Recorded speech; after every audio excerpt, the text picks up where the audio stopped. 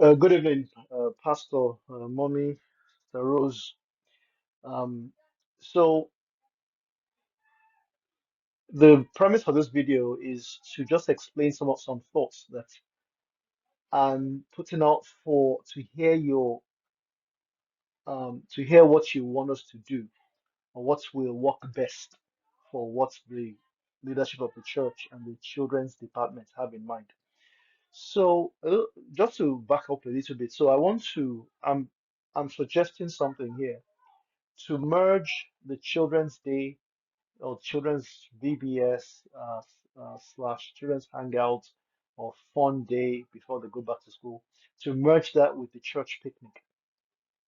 And the reason for that is one is it's just soon start getting cold, and the consensus dates. We've polled the parents as to when they will be able to bring their children. So the consensus dates are either August 2, August 9. I think August 9 is the most popular. And after August 9 is August 16, schools are back, and also college students would have gone back and a lot of those things. So I feel that we could do both the Children's Day as well as um, the church picnic together on the Saturday, August the 9th. And that's why there's a question mark right there.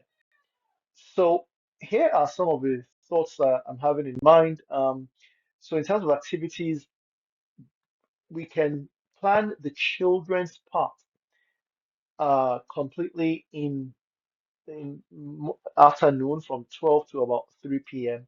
because we do not we are sure of one thing. We want to teach the gospel in part as part of these activities, and like Sister Rose said, it must be a time where they're focused on that. So um, there's a dedicated time for the Bible lesson and some indoor activities or craft.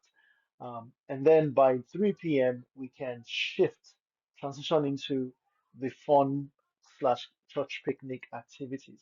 And so here is some suggested time and activities for some of these ideas. So first, again, the upper part is clear from 12 to 3 is all about the children. Now, after 3, where is the church picnic? So these are suggestions. So the first two are children activities targeted to children that they can very easily do for 3 hours and they will have a lot of fun. Bring a bouncy castle. There are companies that do this for about between 250 to $300. They'll bring out the bouncy castle, they'll set it up. Um, and that's going to be outdoors. And then indoors, we could set up video games slash movie. Um, Again, there's on the right hand side is a link to a Christian or faith-based video game that children can play. And then the adult type games would be things like the cornhole, the ring toss. You can have it as a competition, either by family or children versus adults to make it competitive and enjoyable. I'm the person in charge. I'll get some of those games and maybe buy some of them if needed. We'll need somebody to grill. Children will eat burgers and things like that. So we need to grill. We need a volunteer for that. We need a volunteer to kind of handle music. So um, somebody who has Spotify or any other streaming subscription that can play some Christian African music, things like that. And another thing we could do, again, to kind of make things a little bit interesting, to get people moving around, do a photo competition where we just ask everybody take your best picture of either things you see around here, or we can name a thing. Go take a picture of um, the shoes you like the most, or take a picture of, something, an animal, an organism, an insect, and making sure it's the best picture you can take. And then we can rank the pictures and say, hey, you won, and give them some award or, brownie points, basically, just to spice up the competition. And so if we do children versus adults, it can end up being, oh, the children won 3 of 4 competitions, and the adults, so we give the children a prize, which can be a bag of candy, something more for bragging rights. So these are some pictures of some of the activities I just mentioned. So the on the top left is the cornhole, where you toss a ball into a hole in that thing, and here is ring tossing.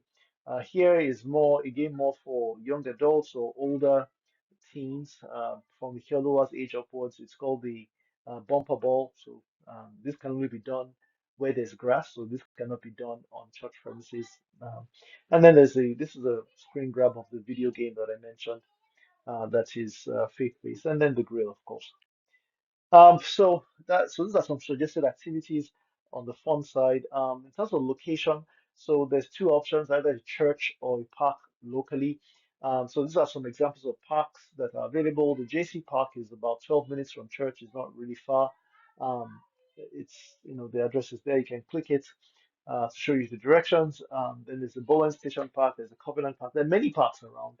Um, and these are just some that are within like 15 minutes. There are some that are around on 31 going south around Wayland also. No, around Byron Center, there's some parks over there that we can use as well. The advantage of a public park is that it's a large space, so if you need grass that people can play around, run around, there's that. And then there's, some play options for everybody where you can have like swing sets and things like that for children as they get bored with whatever they're doing. And then there are also disadvantages, it's a public park, no soliciting.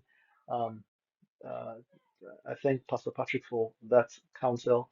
As well, you know, church, on the other hand, we don't have to pay anything, but the pro is for adults, the comfort of a familiar space. You know where everything is. If there's easy access for everybody relatively. We're not renting, so there's no cost. But the con or the downside is it's small space. It's a small space. If we're going to do the bouncy castle, we need to check in with neighbors to ensure that there's going to be parking and things like that. So this is a picture of the JC Park, and I put this up here because even though it's 9 or 10 minutes away, where the slides are, which is what is shown in this picture, is a little bit removed from where the field is. So we don't want such a park. We want a park where the children are within view and not far from. Um, so if we were to set up a bouncy castle on this property, for example, everything is within view, where the food or the adult games are and all that, so that we maintain safety. So that's that. And then some activities that we need to do, I'm suggesting we do before. So administrative is things like securing the location, if it's a public park. Program planning. So the evangelistic aspects, we need to make memorabilia if we want to do that. So on the picture on the right is memorabilia that were being laid out by Boyinka and Mommy when we went out to reach out at Calvin University a couple years ago. Um, Obtaining games, that is me. And then notifying the church and non-church members. So that's either through the church WhatsApp and other net links, because this doesn't have to be a church activity. We can invite anybody that has children or anybody that has young adults to come and you know eat foods and play games with other believers. So food, we need to grill for children and things like that. Adults, we can do a potluck. So we might need somebody to volunteer to coordinate that activity, and we'll need funds to buy things like water, or we could also potluck that as well.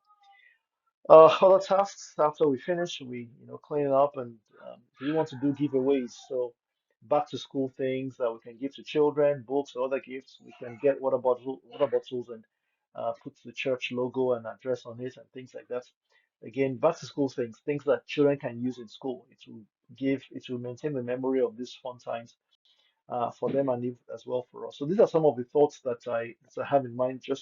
And I'm sharing it on this platform such that you can see what it is. I would also share the PDF of the PowerPoint slides from which I presented. Again, above all, keep this in prayer, and let's trust the Lord to be able to reach out to and build up His church through these uh, steps out of our comfort zone. Thank you.